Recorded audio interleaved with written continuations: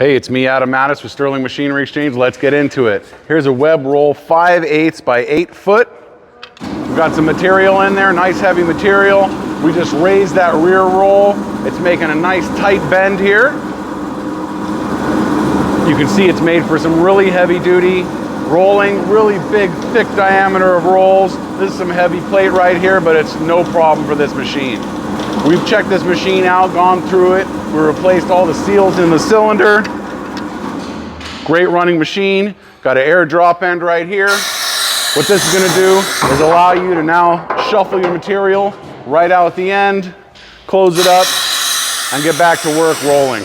If this is the type of machine you're looking for, give us a call, 626-444-0311.